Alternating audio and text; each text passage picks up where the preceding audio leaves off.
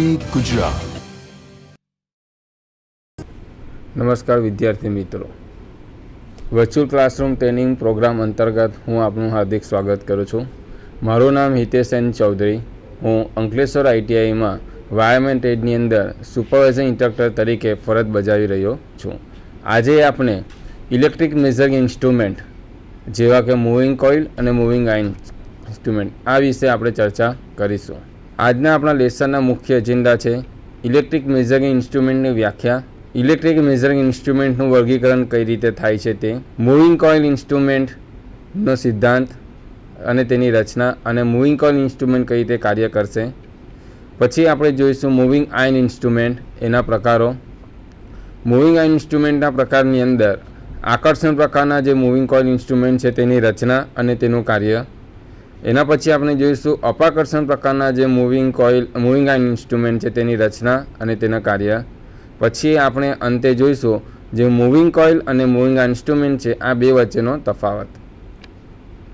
સૌપ્રથમ આપણે જોઈએ ઇલેક્ટ્રિક મેઝરિંગ ઇન્સ્ટ્રુમેન્ટ. હવે ઇલેક્ટ્રિક મેઝરિંગ ઇન્સ્ટ્રુમેન્ટ કોને કહેવાય? આપણે વિદ્યુત ઇલેક્ટ્રિસિટીની અંદર જુદા જુદા પ્રકારની વિદ્યુત રાશિ હોય છે, જેવી કે current, voltage, resistance, power, energy. તો આ જે રાશિ હોય છે તેના માપન કરવા માટે આપણે કોઈક સાધનની જરૂર પડે છે. તો આ જે સાધનો આપણને વાપરવામાં આવે છે તેને કહેવામાં આવે છે ઇલેક્ટ્રિક મેઝરિંગ ઇન્સ્ટ્રુમેન્ટ. એટલે કે કરંટ, વોલ્ટેજ, રેઝિસ્ટન્સ જેવા જે વિદ્યુત રાશિના જે માપન માટે આપણે જે સાધનોનો આપણે ઉપયોગ કરીશું તેને આપણે કહીશું electrical measuring instrument. Electrical measuring instrument એ અંગ્રેજી શબ્દ છે. આપણે એને ગુજરાતીમાં અનુવાદ કરીએ તો એનું માપક ઉપકરણ એવી રીતે હોય છે. હવે તમે જોઈશો જુદા જુદા પ્રકારના મીટરો છે. એક વોલ્ટ મીટરો છે, એ મીટરો કઈ રીતે હોય છે, બરાબર. હવે ઇલેક્ટ્રિક મેઝરિંગ ઇન્સ્ટ્રુમેન્ટના મુખ્ય 7 પ્રકારેનું વર્ગીકરણ કરવામાં આવેલું છે. પહેલું છે મેન્યુફેક્ચરિંગ સ્ટાન્ડર્ડ પ્રમાણે, એટલે કે પ્રાઇમરી અને સેકન્ડરી ઇન્સ્ટ્રુમેન્ટ. કાર્ય સિદ્ધાંતની અસર પ્રમાણે મીટરોના પ્રકારો. પછી રાશિનું માપન પ્રમાણે એના મીટરોના પ્રકારો. વિદ્યુત પ્રવાહની અસર પ્રમાણે જે મીટરો કાર્ય કરે છે તે પ્રમાણે એના પ્રકારો. ઓપરેટિંગ કાર્ય પદ્ધતિ પ્રમાણે મીટરના પ્રકારો. ઉપયોગની રીત પ્રમાણે મીટરના પ્રકારો. અને વિશિષ્ટ કાર્ય રચના કે જેની રચના એક વિશિષ્ટ પ્રકારની હોય છે તેના પ્રમાણે આપણે ઇલેક્ટ્રિક મેઝરિંગ ઇન્સ્ટ્રુમેન્ટનું વર્ગીકરણ જોઈશું. હવે આપણે ટેલિટોપને નિહાળીશું.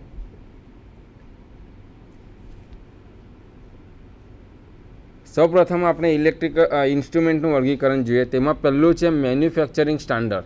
મેન્યુફેક્ચરિંગ સ્ટાન્ડર્ડ એટલે શું? મેન્યુફેક્ચરર કંપની હોય છે, એ કંપની તેના સ્ટાન્ડર્ડ પ્રમાણે મીટરનું મેન્યુફેક્ચરિંગ કરે છે. તે પ્રમાણે એ મીટરના પ્રકાર છે પ્રાઇમરી અને સેકન્ડરી. પ્રાઇમરી એટલે શું? જે આપણે લેબોરેટરીની અંદર જે પ્રકારના મીટરોનો ઉપયોગ કરવામાં આવે છે એ પ્રકારના બધા મીટરો તમારા પ્રાઇમરી ઇન્સ્ટ્રુમેન્ટ તરીકે ઓળખવામાં આવે છે. સેકન્ડરી ઇન્સ્ટ્રુમેન્ટ એટલે શું? જે આપણો વ્યવહારની અંદર જે માપન માટે જે આપણે ઇન્સ્ટ્રુમેન્ટનો આપણે ઉપયોગ કરીએ છીએ તેને આપણે સેકન્ડરી ઇન્સ્ટ્રુમેન્ટ કરીએ છીએ. સેકન્ડરી ઇન્સ્ટ્રુમેન્ટની અંદર તમારે જે રાશિ હોય છે એ રાશિનું તમારે ડાયલ વડે એનું માપન કરી શકાય છે. બીજો પ્રકાર છે કાર્ય સિદ્ધાંતની અસર. કાર્ય સિદ્ધાંતની અસર પ્રમાણે એના મુખ્યત્વે 4 પ્રકારો છે. Magnetic effect. મેગ્નેટિક ઇફેક્ટ એટલે શું? જ્યારે આપણે પરમેનન્ટ મેગ્નેટ હોય એ મેગ્નેટની જે ચુંબકીય ક્ષેત્રો ઉત્પન્ન થાય છે તેની જે અસર પ્રમાણે જે મીટર કાર્ય કરે છે તે પ્રમાણે એનો એક પ્રકાર છે. Heating effect. જ્યારે આપણે કોઇલમાંથી કરંટ પસાર કરીએ છીએ તો કોઇલમાં હીટિંગ એટલે ગરમી ઉત્પન્ન થાય છે. ઉદાહરણ તરીકે થર્મોકપલ.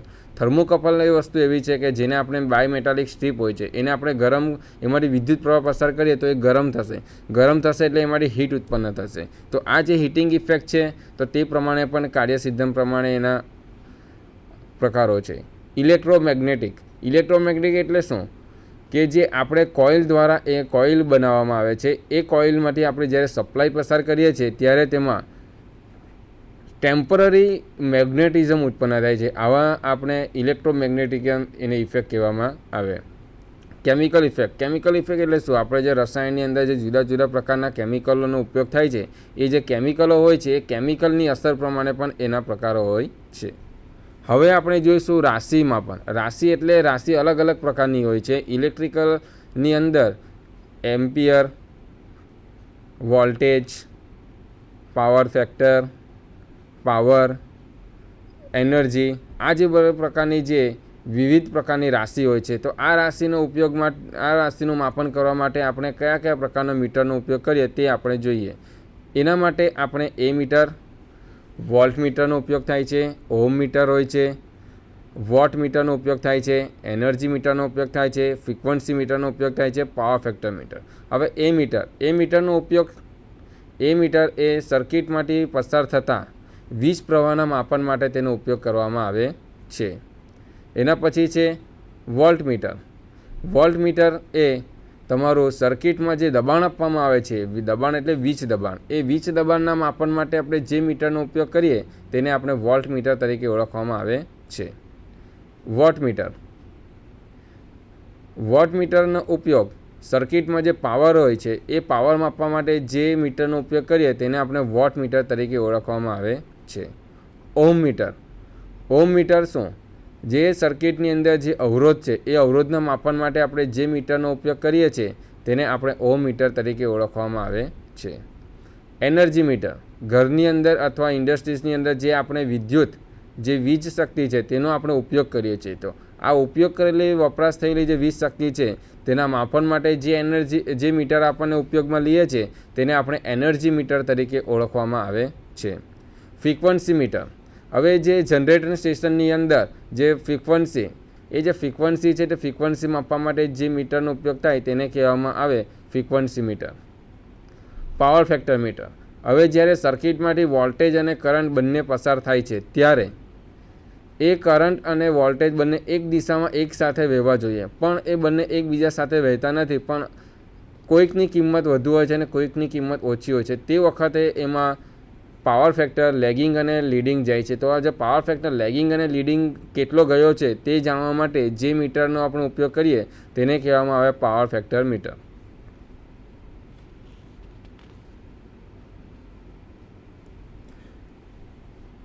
સર્કિટમાં આપણે જે વિદ્યુત પ્રવાહ પસાર કરીએ છીએ તે પ્રમાણેના પ્રકારો છે. ડીસી કે જે ડીસી સપ્લાય ઉપર કાર્ય કરે છે. એસી મીટર કે જે એસી સપ્લાય ઉપર કે ઓલ્ટરનેટિંગ કરંટ ઉપર કાર્ય કરે છે. એસી અને ડીસી. એસી અને ડીસી એટલે શું? એસી એટલે ઓલ્ટરનેટિંગ અને ડીસી એટલે ડાયરેક્ટ કરંટ, બંને સપ્લાય ઉપર કાર્ય કરે છે. હવે આપણે જોઈશું ઉપયોગની રીત. ઇન્ડિકેટિંગ, રેકોર્ડિંગ અને ઇન્ટ્રીગેટિંગ. ઇન્ડિકેટિંગ એટલે શું?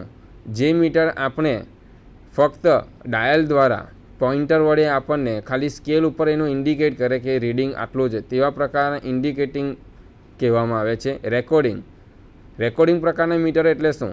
જ્યારે આપણે કોઈપણ જે વિદ્યુત રાશિનું માપન કરીએ ત્યારે પોઇન્ટર વડે તો આપણને એ જે રીડિંગ છે તે ઇન્ડિકેટ તો થાય જ છે, પણ જે એનું જે કેટલું માપન છે તે એ માપન આપણને જોઈ શકીએ છીએ, તો તેને કહેવામાં આવે છે રેકોર્ડિંગ, અને એ રેકોર્ડિંગ તમારું ગ્રાફ ઉપર જોવામાં આવે છે. ઇન્ટ્રીગેટિંગ પ્રકારના મીટર એટલે શું? જેમાં ઇન્ડિકેટિંગ અને રેકોર્ડિંગ એ બંને પ્રકારના મીટરનો સમાવેશ કરવામાં આવેલો હોય છે. હવે આપણે જોઈશું ઓપરેટિંગ કાર્ય પદ્ધતિ, એટલે આપણે કઈ રીતેનો ઉપયોગ કરીએ છીએ તે પ્રમાણે. એનાલોગ પ્રકારના મીટર અને ડિજિટલ પ્રકારના મીટર. એનાલોગ પ્રકારના મીટરની અંદર તમારો પોઇન્ટર અને સ્કેલ હોય છે, જે સ્કેલ ઉપર તમારો 0થી અમુક આંકડા સુધી અંકિત કરવામાં આવેલા હોય છે. જ્યારે ડિજિટલ પ્રકારના મીટરની અંદર તમારો જે રીડિંગ હોય છે, રીડિંગ તમને 0થી 9ની વચ્ચે ડિજિટલના આંકડાના રૂપમાં તમને જોવા મળે છે. ડિજિટલ પ્રકારના મીટરની અંદર પોઇન્ટર અને સ્કેલ રહેતા નથી, મતલબમાં જે ડિજિટ હોય છે તેનો ઉપયોગ કરવામાં આવેલો હોય છે. કાર્યરચના પ્રમાણે વિશિષ્ટ કાર્યરચના પ્રમાણે આપણે એના મીટરનું વર્ગીકરણમાં જોઈએ તો મલ્ટીમીટર છે, ક્લિપ-ઓન મીટર છે, મેગર છે, અર્થ ટેસ્ટર છે, ફેઝ ઇન્ડિકેટર છે, અર્થ ફોલ્ડ લોકેટર. મલ્ટીમીટર એટલે શું? મલ્ટીનો મતલબ શું થાય કે એક કરતાં વધારે, એટલે આ મીટરની મદદથી આપણે વિદ્યુત રાશિનો એક કરતાં વધારે વિદ્યુત રાશિનું આપણે માપન કરી શકીએ છીએ. જેવી રીતે AC current, DC current, AC voltage, DC voltage, continuity, resistance વગેરેનો આપણે એક જ મીટર દ્વારા આપણે આ બધી રાશિઓનું માપન કરી શકીએ છીએ, એટલે આ મીટરને આપણે મલ્ટીમીટર તરીકે ઓળખવામાં આવે છે. Clip on meter. ક્લિપ-ઓન મીટર એ એવું પ્રકારનું મીટર છે કે જે વાહકમાંથી જ્યારે કરંટ પસાર થાય છે ત્યારે એ વાહકને બ્રેક કર્યા વગર આપણે સર્કિટની અંદર કેટલો વીજ પ્રવાહ પસાર થાય છે તે માપવા માટે આપણે જે મીટરનો ઉપયોગ કરીએ તેને ક્લિપ ઓન મીટર તરીકે ઓળખવામાં આવે છે. ક્લિપ ઓન મીટરની અંદર એક વિશિષ્ટ રચના એ પણ હોય છે. ક્લિપ ઓન મીટરની અંદર તમારે વોલ્ટેજ, એસી અને ડીસી, મેઝરિંગ ઇન રેઝિસ્ટન્સ વગેરેનું પણ મેઝરમેન્ટ કરી શકાય છે. મેગર, જ્યારે આપણે ઇન્સ્યુલેશન રેઝિસ્ટન્સ માપવાનો હોય ત્યારે હાઈ વેલ્યુનો જે ઇન્સ્યુલેશન રેઝિસ્ટન્સ માપવાનો હોય તેના માટે મેગરનો ઉપયોગ કરવામાં આવે છે. અર્થ ટેસ્ટર, જ્યારે અર્થપીટ હોય છે, અર્થિંગ જે સિસ્ટમ હોય છે, અર્થિંગ સિસ્ટમમાં જે અર્થપીટ હોય છે, અર્થપીટનો કેટલો રેઝિસ્ટન્સ છે, આ રેઝિસ્ટન્સની કિંમત લો હોય છે. તો આ રેઝિસ્ટન્સની કિંમત માપવા માટે જે સાધનનો આપણે ઉપયોગ કરીએ તેને કહેવામાં આવે earth tester. Phase indicator, phase indicator એટલે શું? જ્યારે ઓલ્ટરનેટિવ કરંટ ઉત્પન્ન થાય છે ત્યારે તેમાં 3 ફેઝ હોય છે, આર વાય બી. તો આ જે ફેઝ ઇન્ડિકેટર શું કરે છે? તમારો કયો ફેઝ છે તમને ઇન્ડિકેટ એટલે તમને દર્શાવે છે.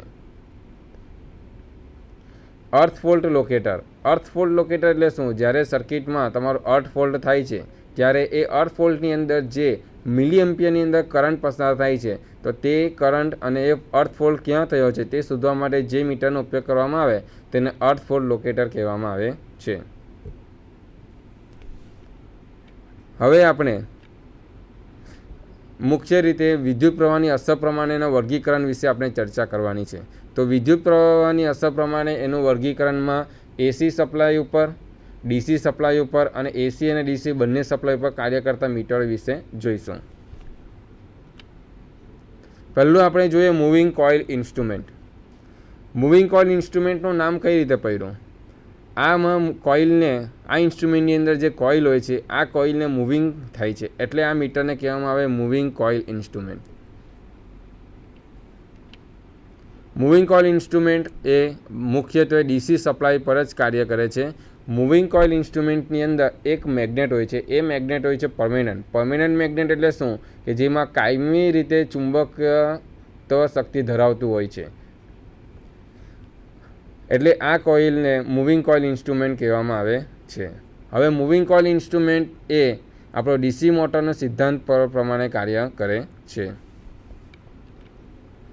મૂવિંગ કોઇલ ઇન્સ્ટ્રુમેન્ટનો સિદ્ધાંત, જ્યારે વિદ્યુત પ્રવાહ લઈ જતા વાહકને, એટલે કે જ્યારે કોઈ કંડક્ટર હોય એ કંડક્ટરમાંથી જ્યારે આપણે વિદ્યુત પ્રવાહને પસાર કરીએ છીએ ત્યારે એમાં ચુંબકીય ક્ષેત્રમાં જ્યારે એને મૂકવામાં આવે આવા કંડક્ટરને તો જે કરંટ લઈ જતો કંડક્ટર હોય તેમાં વિદ્યુતના પ્રવાહમાં, વિદ્યુતના સમપ્રમાણમાં એમાં બળ ઉત્પન્ન થાય છે જેને કારણે વાહક ગતિ કરે છે. એટલે કે ધારો કે આપણે મેગ્નેટ છે, એ મેગ્નેટના મુખ્યત્વે 2 ધ્રુવ હોય છે, એન અને એસ. તો આ જે મેગ્નેટ હોય તેમાં તમારું ચુંબકીય ક્ષેત્ર નોર્થથી સાઉથ અને સાઉથથી નોર્થ તરફ જયા કરે છે. તો આ ચુંબકીય ક્ષેત્રની અંદર આપણે વાહક લઈ જતા કંડક્ટર, એટલે કે એલ્યુમિનિયમનો હોય અથવા કોપરનો હોય, કોઈ પણ ધાતુમાંથી બનાવેલો હોય જેમાંથી કરંટ પસાર થાય, તો તેને આપણે જો એ ફિલ્ડ, મેગ્નેટિક ફિલ્ડની અંદર આપણે મૂકીએ ત્યારે તે મેગ્નેટિક ફિલ્ડમાં જેટલી પ્રમાણમાં આપણે વિદ્યુત પ્રવાહને પસાર કરીશું તેટલા પ્રમાણની અંદર એના પર કંટ્રોલિંગ ટોર્ક લાગે છે અને કંટ્રોલિંગ ટોર્ક લાગે અને એ પ્રમાણે તમારો પોઇન્ટર ડિફ્લેક્ટ થાય છે અને તમારું મીટર ઉપર રીડિંગ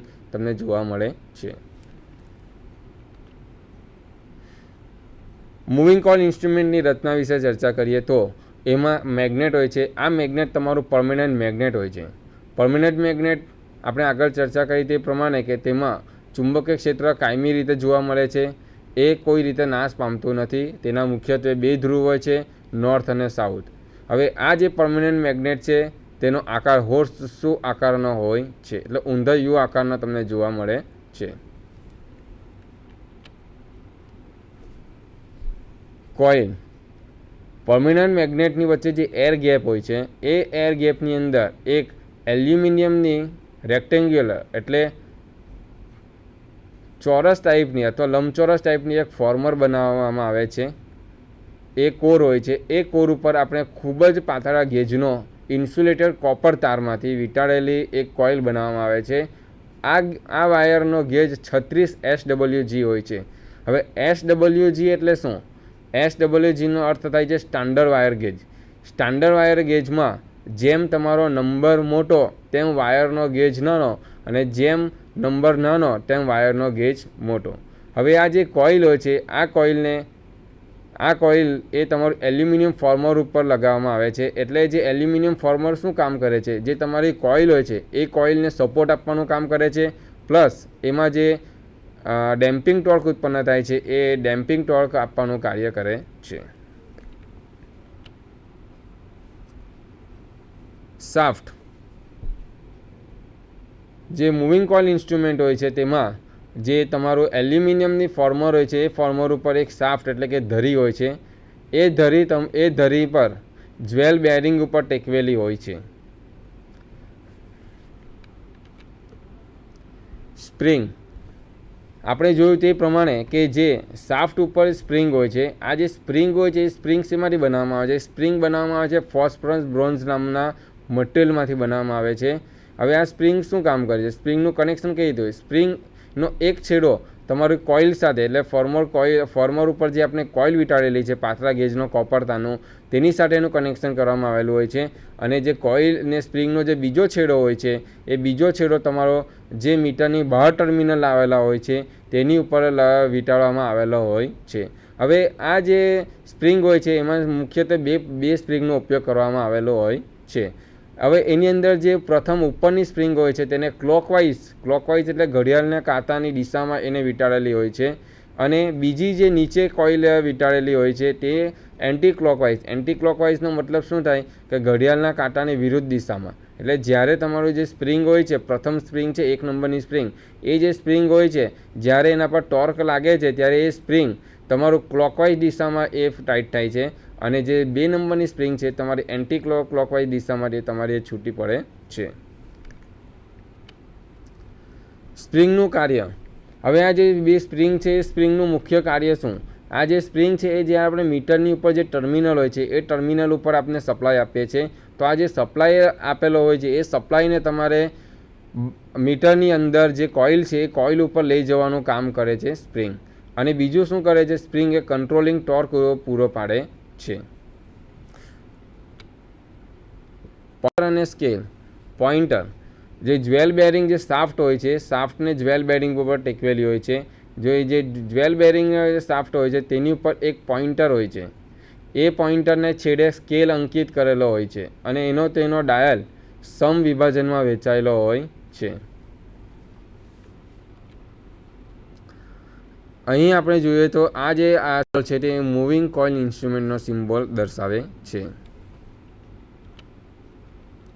હવે મૂવિંગ કોઇલ ઇન્સ્ટ્રુમેન્ટનું કાર્ય. મૂવિંગ કોઇલ ઇન્સ્ટ્રુમેન્ટ કઈ રીતે કાર્ય કરે?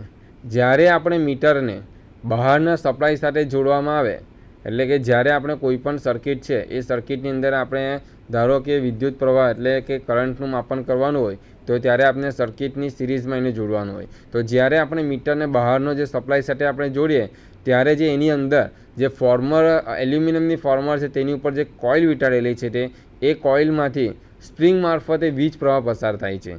હવે આ જે વીજ પ્રવાહ પસાર થાય છે ત્યારે એ ડીસી મોટરની જેમ ના કાર્ય સિદ્ધાંત ઉપર કાર્ય કરે છે. એટલે કે જ્યારે એની ઉપર વાહક લઈ જતા કંડક્ટરને આપણે મેગ્નેટિક ફિલ્ડની માં મૂકવામાં આવે તો મેગ્નેટિક ફિલ્ડમાં જે વિદ્યુત પ્રવાહનું આપણે જે દબાણ છે એ દબાણના સમપ્રમાણમાં એના પર ટોર્ક લાગે છે અને પોઇન્ટર એ ક્લોકવાઇઝ દિશામાં એ ફરવા લાગે છે.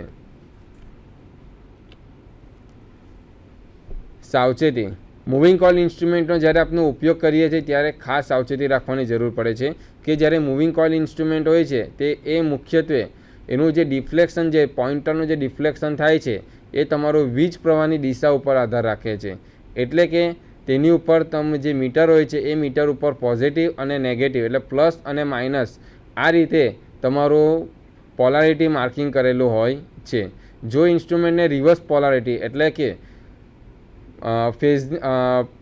પોઝિટિવની જગ્યાએ નેગેટિવ અથવા નેગેટિવની જગ્યાએ પોઝિટિવ ટર્મિનલનું જો આપણે કનેક્શન કરીએ તો પોઇન્ટર તમારો એન્ટી ક્લોકવાઇઝ દિશા એટલે કે તમારો પોઈન્ટ ડિફ્લેક્ટ કરતો નથી. એટલે આપણે મૂવિંગ કોઇલ ઇન્સ્ટ્રુમેન્ટને જ્યારે સપ્લાય સાથે જોડીએ છીએ ત્યારે ખાસ સાવચેતી રાખવાની જરૂર પડે છે કે તેની ઉપર જે ટર્મિનલ ઉપર જે પોઝિટિવ અને નેગેટિવનું જે માર્કિંગ કરેલું હોય છે એ માર્કિંગ એ તમારું પ્લસ અને નેગેટિવ પ્રમાણે હોવું જોઈએ.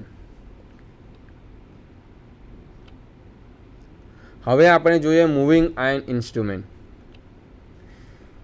મૂવિંગ આયન ઇન્સ્ટ્રુમેન્ટમાં આપણે આગળ જોયું તે પ્રમાણે કે મૂવિંગ કોઇલ ઇન્સ્ટ્રુમેન્ટમાં આપણે પરમેનન્ટ મેગ્નેટનો ઉપયોગ કરીએ છીએ, જ્યારે મૂવિંગ આયન ઇન્સ્ટ્રુમેન્ટની અંદર ઇલેક્ટ્રોમેગ્નેટનો ઉપયોગ કરવામાં આવે છે.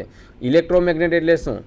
ઇલેક્ટ્રોમેગ્નેટ એ કોઇલમાંથી બનાવવામાં આવે છે. આ જે કોઇલ હોય એ કોઇલમાંથી આપણે વિદ્યુત પ્રવાહ પસાર કરીએ છીએ ત્યારે તેમાં મેગ્નેટિઝમ ઉત્પન્ન થાય છે. એટલે આ મેગ્નેટિઝમ કાયમી પ્રકારનું રહેતું નથી. જેટલો સમય આપણે એમાંથી વિદ્યુત પ્રવાહ પસાર કરીએ છીએ તેટલા સમય પૂરતો જ એમાં મેગ્નેટિઝમ ઉત્પન્ન થાય છે. જ્યારે પરમેનન્ટ મેગ્નેટ હોય છે ત્યારે એમાં કાયમી પ્રકારનું ચુંબકીય ક્ષેત્ર ઉત્પન્ન થાય છે. તો આ જે મૂવિંગ આયન ઇન્સ્ટ્રુમેન્ટ હોય તેમાં એક કોઇલ હોય છે, એ કોઇલ સ્થિર હોય છે. જ્યારે આપણે આગળ જોયું તે પ્રમાણે કે જે મૂવિંગ કોઇલ ઇન્સ્ટ્રુમેન્ટ હોય છે તેની અંદર જે કોઇલ હોય છે એ કોઇલ તમારી ફરતી હોય છે, જ્યારે મૂવિંગ આયન ઇન્સ્ટ્રુમેન્ટની અંદર આ કોઇલ સ્થિર હોય છે. આ કોઇલને એર ગેપમાં સોફ્ટ આયનનો ટુકડો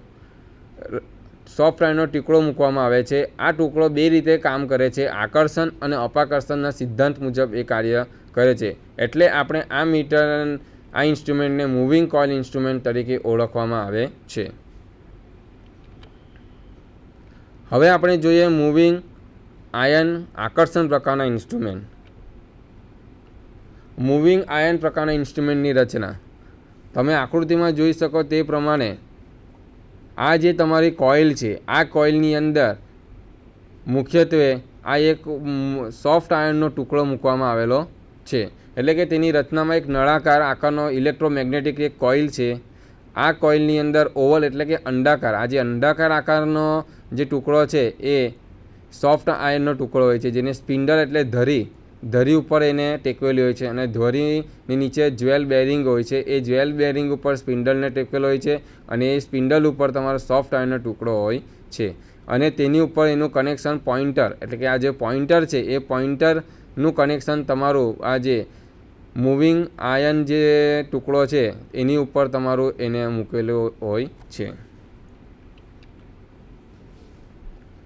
કાર્ય: જ્યારે ઇન્સ્ટ્રુમેન્ટને સપ્લાય સાથે જોડવામાં આવે છે ત્યારે ઇલેક્ટ્રોમેગ્નેટિક કોઇલમાં ચુંબકીય રેખાઓ ઉત્પન્ન થાય છે.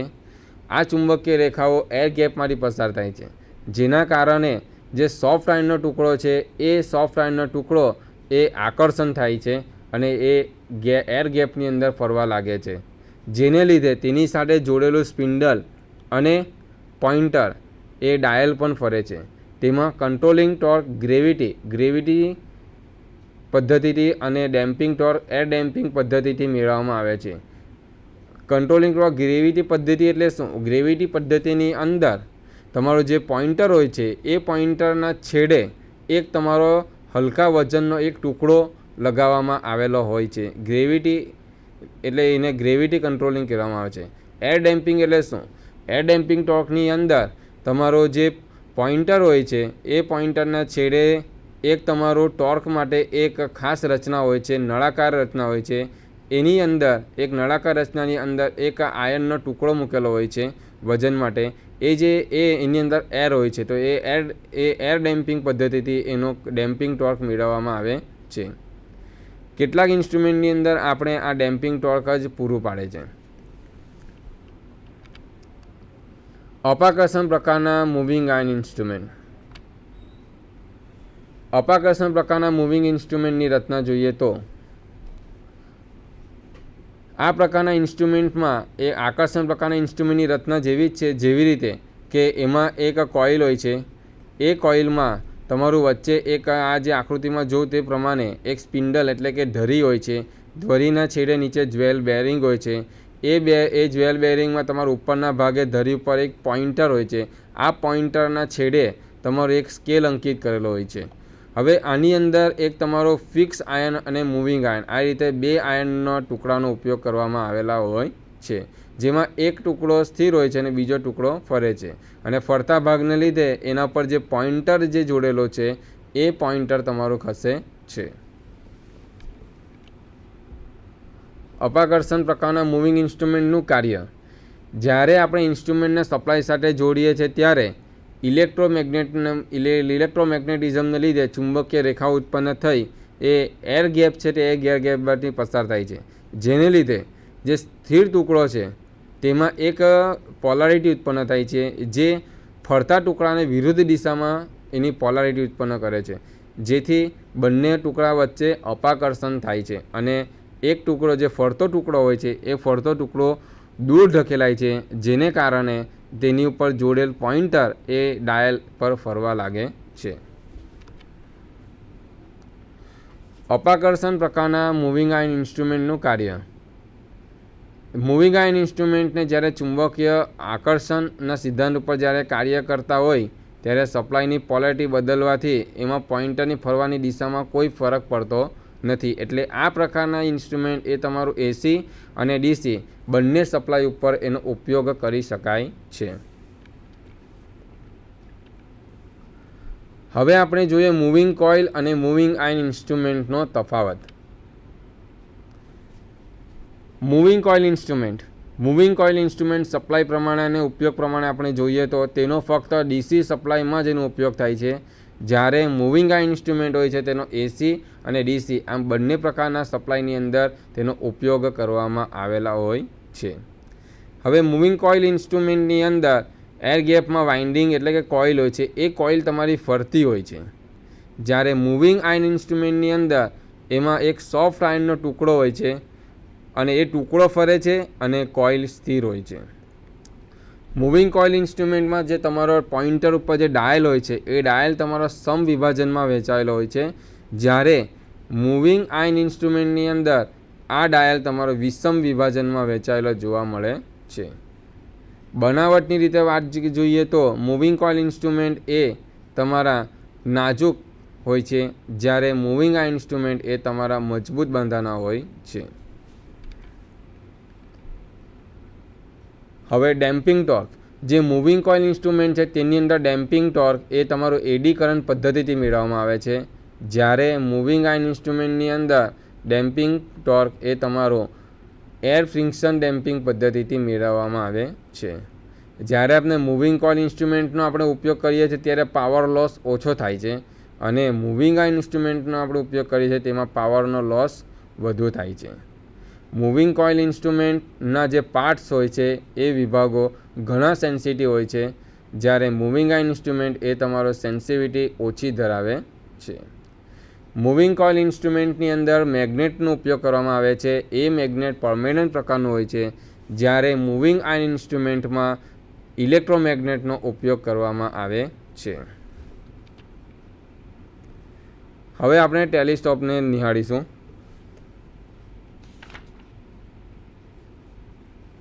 હવે જે આપણા મૂવિંગ આયન અને મૂવિંગ કોઇલ ઇન્સ્ટ્રુમેન્ટ હોય છે એ ઇન્સ્ટ્રુમેન્ટની અંદર ઉપર તમારા જુદા જુદા પ્રકારના સિમ્બોલ દર્શાવેલા હોય છે. આ સિમ્બોલ શું દર્શાવે છે તેના વિશે આપણે માહિતી મેળવીશું. જે પ્રથમ સિમ્બોલ છે એ instrument to be installed with vertical dial. એટલે આનો મતલબ એવો થાય કે જ્યારે તમારે આ ઇન્સ્ટ્રુમેન્ટનો ઉપયોગ કરવાનો હોય ત્યારે ડાયલ એટલે કે જે પોઇન્ટર હોય એ પોઇન્ટર તમારું વર્ટિકલ એટલે કે લંબ દિશામાં જ રહેવું જોઈએ, ન કે આડું અવડું પડેલું હોવું જોઈએ. એટલે આ પ્રકારનું જ્યાં સિમ્બોલ દર્શાવેલું હોય તેવા મીટરને તમારા જે પોઇન્ટર છે તમારો ડાયલને લંબ એટલે કે સપાટીને લંબ મૂકીને તમારું એનું રીડિંગનું વાંચન કરવાનું હોય છે. બીજા પ્રકારનો સિમ્બોલ. આ પ્રકારનો સિમ્બોલ એ તમારું હોરિઝોન્ટલ ડાયલ એટલે કે જે સપાટી હોય છે એ સપાટીમાં હોરિઝોન્ટલ એટલે કે એની સમાંતર રહીને આનો ઉપયોગ કરવાનો હોય છે. ત્રીજા પ્રકારનો જે સિમ્બોલ છે એ દર્શાવે છે તમારો ટિલ્ટેડ ડાયલ. ટિલ્ટેડ ડાયલનો મતલબ શું કે તમારું આ જે ઇન્સ્ટ્રુમેન્ટ હોય છે તેને તમે ક્રોસ એટલે કે ત્રાંસું કરીને પણ તમે એનું રીડિંગનું માપન કરી શકો છો. ચોથા પ્રકારનો સિમ્બોલ. આ પ્રકારનો સિમ્બોલ એ તમારો 60 ડિગ્રીએ તમે મીટરને જે તમારું મીટર ઉપર 60 ડિગ્રી હોય 60 ડિગ્રી પર એનો એંગલ રાખીને ત્રાંસું રાખીને પણ તમે આ મીટરનું રીડિંગ તમે કરી શકો છો.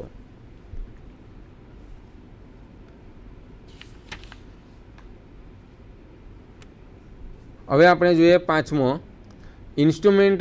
આ જે પાંચમા નંબરનો સિમ્બોલ છે એ તમારું instrument to be exempted from the test voltage.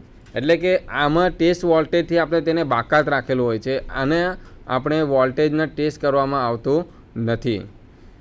છઠ્ઠા પ્રકારનો જે સિમ્બોલ છે એ છે instrument with an insulation voltage of 500 voltage. એટલે કે આ સિમ્બોલ જે મીટર ઉપર દર્શાવેલું હોય ત્યારે આપણે સમજવાનો કે આમાં જે ઇન્સ્યુલેશન વોલ્ટેજ હોય છે એ તમારો 500 વોલ્ટ સુધી એનું હોય છે. આના કરતાં વધારે વોલ્ટેજ માટે એ ઉપયોગ થતો નથી. હવે એના પછીનો જે સિમ્બોલ છે તે instrument with an insulation voltage of 2000 voltage, એટલે કે આ જે પ્રકારનો જે સિમ્બોલ દર્શાવેલો મીટર ઉપર, તેમાં આ જે ઇન્સ્યુલેશન વોલ્ટેજનું લેવલ છે એ લેવલ તમારું વધીને 2000 વોલ્ટેજ સુધી કરવામાં આવેલું છે. એટલે કે 2000 વોલ્ટેજ સુધી તમે એનું ઇન્સ્યુલેશન આ મીટરનું ટેસ્ટિંગ 2000 વોલ્ટેજ સુધી એનું કરવામાં આવેલું હોય છે.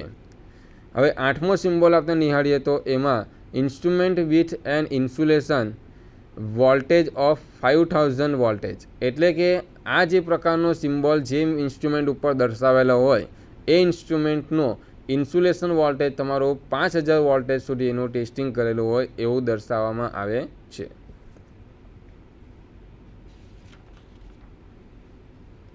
હવે આપણે જોઈએ 9મો સિમ્બોલ. આ જે સિમ્બોલ છે એ સિમ્બોલ તમારા મૂવિંગ આયન ઇન્સ્ટ્રુમેન્ટનો દર્શાવે છે. 10મો સિમ્બોલ. આ જે 10 નંબરનો સિમ્બોલ છે એ સિમ્બોલ તમારા મૂવિંગ કોઇલ ઇન્સ્ટ્રુમેન્ટનો સિમ્બોલ દર્શાવે છે. 11મો સિમ્બોલ. આ જે સિમ્બોલ હોય છે આ સિમ્બોલ તમારો ડાયનેમિક ઇન્સ્ટ્રુમેન્ટ, એટલે કે ઇલેક્ટ્રોડાયનેમિક ઇન્સ્ટ્રુમેન્ટના આ રીતનો સિમ્બોલ એનો દર્શાવેલો હોય છે. 12મો સિમ્બોલ આયન ઇલેક્ટ્રોડાયનેમિક ઇન્સ્ટ્રુમેન્ટ, એટલે કે આમાં જે ઇલેક્ટ્રોડાયનેમિક હોય છે તો તેની ઉપર તમારું આયનનું સિમ્બોલ દર્શાવેલું હોય છે.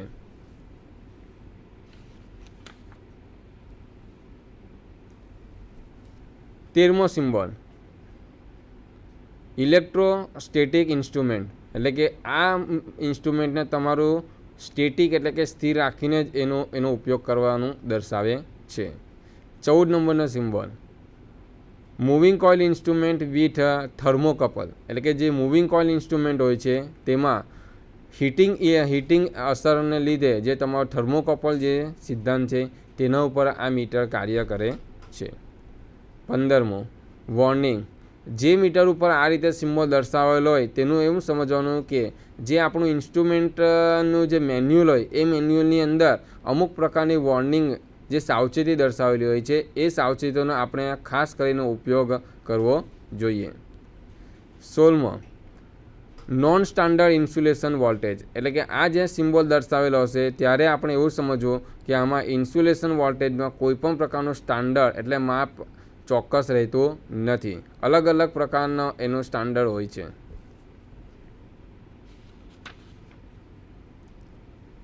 17 નંબરનો સિમ્બોલ. આ જે મીટર આ સિમ્બોલ જે મીટર ઉપર દર્શાવેલો હોય તે મીટર તમારું ફક્ત ડીસી સપ્લાય ઉપર જ કાર્ય કરી શકે છે. આ સિમ્બોલ જે મીટર પર દર્શાવેલો હોય તેવા મીટરોને એસી સપ્લાય ઉપર કદાપી ચલાવવું જોઈએ નહીં. 18 નંબરનો સિમ્બોલ. આ જે સિમ્બોલ દર્શાવે છે એ ફક્ત એસી સપ્લાય ઉપર જ એનો ઉપયોગ કરવો જોઈએ. ડીસી સપ્લાય ઉપર આ પ્રકારના સિમ્બોલવાળા મીટરનો ઉપયોગ કરી શકાતો નથી. 19 નંબરનો સિમ્બોલ. જ્યાં આ પ્રકારનો સિમ્બોલ હોય છે એ સિમ્બોલ તમારો એસી અને ડીસી બંને પ્રકારના સપ્લાય ઉપર તેનો ઉપયોગ કરી શકો. એટલે કે એસી સપ્લાય હોય તેમાં પણ આ પ્રકારનો મીટરનો તમે ઉપયોગ કરી શકો અને ડીસી સપ્લાય હોય તેમાં પણ તમે આ પ્રકારના મીટરનો ઉપયોગ કરી શકો છો.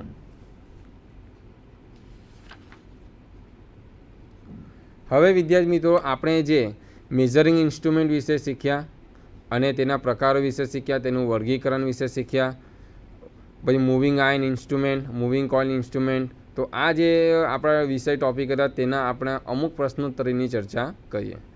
પહેલો પ્રશ્ન, ઇલેક્ટ્રિક મેઝરિંગ ઇન્સ્ટ્રુમેન્ટની વ્યાખ્યા.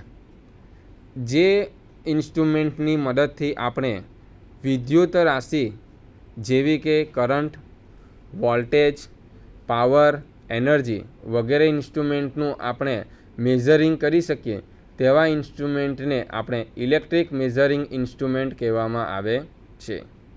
હવે આપણે ઇલેક્ટ્રિક મેઝરિંગ ઇન્સ્ટ્રુમેન્ટનું વર્ગીકરણ રાશિ પ્રમાણે જોઈએ તો સેકન્ડ સવાલ છે તેની અંદર રાશિ પ્રમાણે એમાં જોવામાં આવે તો પહેલું છે ammeter, voltmeter, energy meter, wattmeter, power factor meter, frequency meter. પ્રશ્ન નંબર 3, મૂવિંગ કોઇલ ઇન્સ્ટ્રુમેન્ટ કયા સપ્લાય ઉપર કાર્ય કરે છે? તો મૂવિંગ કોઇલ ઇન્સ્ટ્રુમેન્ટ એ ફક્ત ડીસી સપ્લાય ઉપર જ કાર્ય કરે છે, એને કદાપી એસી સપ્લાય ઉપર કરવું જોઈએ નહીં. પ્રશ્ન નંબર 4, મૂવિંગ આયન ઇન્સ્ટ્રુમેન્ટ કયા સપ્લાય પર કાર્ય કરે છે? મૂવિંગ આયન ઇન્સ્ટ્રુમેન્ટ એ તમારો એસી અને ડીસી એટલે કે ઓલ્ટરનેટિંગ કરંટ અને ડાયરેક્ટ કરંટ બંને સપ્લાય ઉપર કાર્ય કરે છે.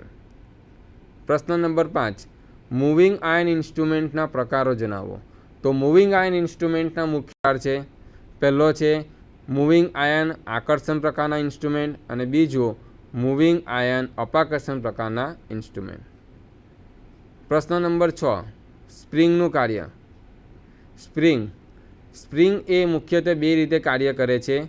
પહેલું કાર્ય, જ્યારે આપણે મીટરના બહારના ટર્મિનલ ઉપર સપ્લાય આપણે આપીએ છીએ ત્યારે એ સપ્લાયને તમારું કોઇલ સુધી લઈ જવાનું કામ કરે છે. અને બીજો કંટ્રોલિંગ ટોર્ક ઉત્પન્ન કરવાનું કાર્ય કરે છે.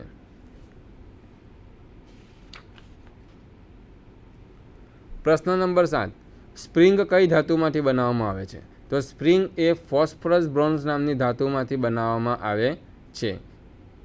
પ્રશ્ન નંબર 8, મૂવિંગ કોઇલ ઇન્સ્ટ્રુમેન્ટનો ઉપયોગ કરતી વખતે રાખવી પડતી સાવચેતી જણાવો. જ્યારે આપણે મૂવિંગ કોઇલ ઇન્સ્ટ્રુમેન્ટને ડીસી સપ્લાય સાથે જોડવામાં આવે છે ત્યારે ડીસી સપ્લાયની અંદર પોઝિટિવ અને નેગેટિવ આ રીતે હોય છે. તો મૂવિંગ કોઇલ ઇન્સ્ટ્રુમેન્ટમાં જે ડીસી સપ્લાયનો જે પોઝિટિવ ટર્મિનલ હોય છે એ મૂવિંગ કોઇલ ઇન્સ્ટ્રુમેન્ટમાં જે પોઝિટિવ માર્કિંગ કરેલું હોય છે તે ટર્મિનલ ઉપર જ એનું જોડાણ કરવું જોઈએ અને જ્યાં નેગેટિવ માર્કિંગ કર્યું હોય ત્યાં ડીસી સપ્લાયનો નેગેટિવ ટર્મિનલનો જ એનું કનેક્શન કરવું જોઈએ. જો એની પોલારિટી ચેન્જ થઈ જાય તો તે મૂવિંગ કોઇલ ઇન્સ્ટ્રુમેન્ટ કોઈપણ પ્રકારનું રીડિંગ તમને બતાવતું નથી. એન્ટી ક્લોકવાઇઝ દિશામાં એના પર ટોર્ક ઉત્પન્ન થાય છે. હવે આપણે જોઈએ 9મો સવાલ, એ મીટરનો ઉપયોગ. વ્યવહારની અંદર આપણે એ મીટરનો ઉપયોગ ક્યાં કરીએ છીએ? જ્યારે આપણે વિદ્યુત રાશિમાં જ્યારે કંડક્ટરમાંથી કરંટ પસાર થાય છે, હવે એ કરંટની કિંમત કેટલી હોય છે એ કરંટની કિંમત જાણવા માટે આપણે એ મીટરનો ઉપયોગ કરવામાં આવે છે. હવે એ મીટરનું કનેક્શન કઈ રીતે કરાય? જ્યારે આપણે એ મીટરનું કનેક્શન કરવાનું હોય ત્યારે તેને સપ્લાયની સિરીઝમાં એનું કનેક્શન કરવામાં આવે છે. જો આ મીટરને સપ્લાયની પેરેલલમાં કનેક્શન કરવામાં આવે તો જે આ મીટરની અંદર જે કોઇલ હોય છે એ કોઇલમાંથી હેવી કરંટ પસાર થવાથી એ કોઇલ તમારી બળી જાય છે અને મીટરને અંદરથી નુકસાન થાય છે. વોલ્ટમીટરનો ઉપયોગ. વ્યવહારની અંદર જ્યારે આપણે ઘરની અંદર વોલ્ટેજનું દબાણ આપણને આપવામાં આવે છે એ વોલ્ટેજનું દબાણ હોય છે 230 વોલ્ટ. હવે આ 230 વોલ્ટનું જે દબાણ હોય છે તે આપણને કેવી રીતે જાણવા મળ્યું? એ જાણવા માટે આપણે વોલ્ટમીટરનો ઉપયોગ કરવામાં આવે છે. એટલે કે વીજ દબાણના માપન માટે આપણે જે મીટરનો ઉપયોગ કરવામાં આવે તેવા મીટરને આપણે વોલ્ટમીટર કહેવામાં આવે છે. હવે વોલ્ટમીટરનું કનેક્શન જે પણ સપ્લાય હોય, એસી હોય કે ડીસી હોય, આ સપ્લાયની અંદર વોલ્ટમીટરનું કનેક્શન સપ્લાયની પેરેલલમાં જ કરવામાં આવે છે. સપ્લાયની સિરીઝમાં વોલ્ટમીટરનું કનેક્શન કદાપી કરવું જોઈએ નહીં. સવાલ નંબર 11, એનર્જી મીટરનો ઉપયોગ.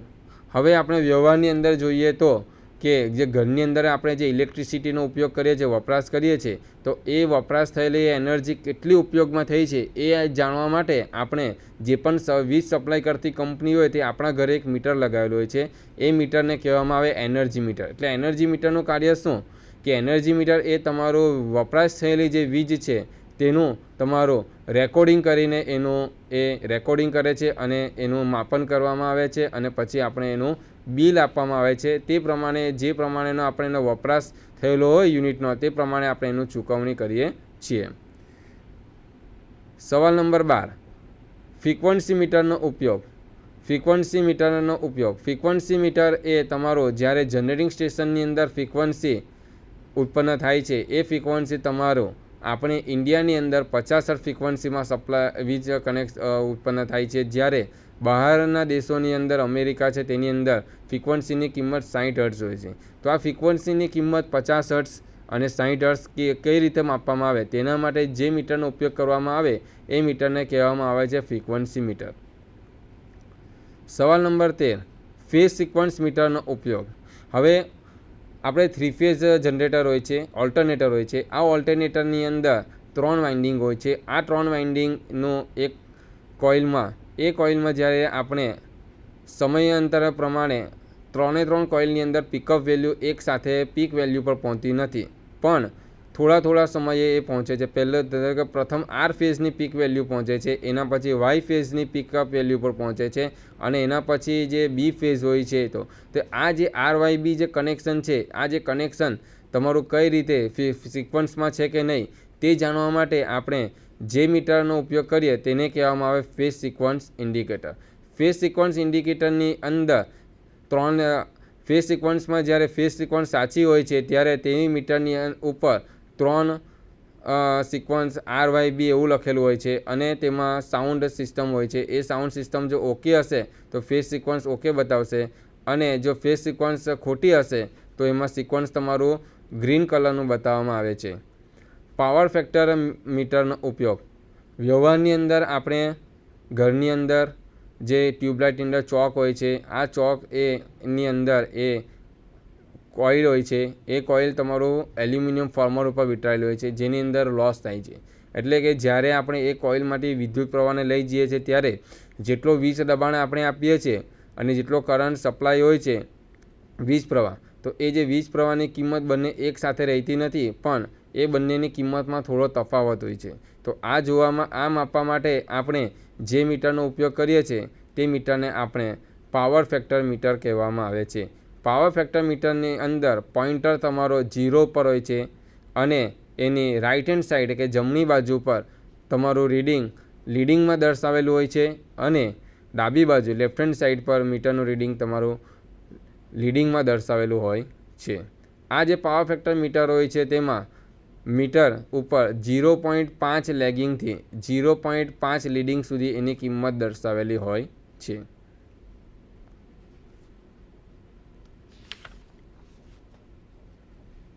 હવે આપણે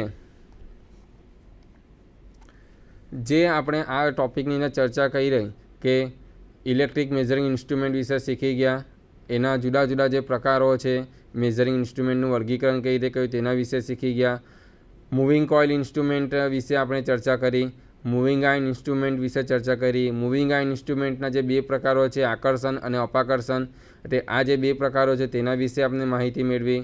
પછી આપણે મૂવિંગ કોઇલ ઇન્સ્ટ્રુમેન્ટ અને મૂવિંગ આયર્ન ઇન્સ્ટ્રુમેન્ટ આ 2 વચ્ચેનો તફાવત વિશે જોયો.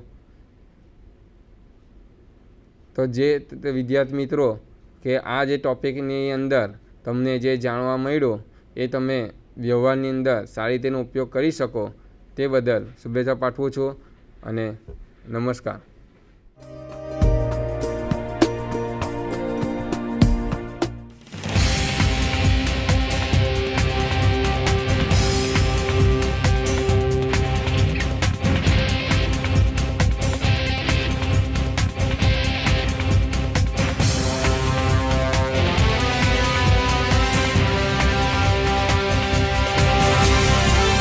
વંદે ગુજરાત.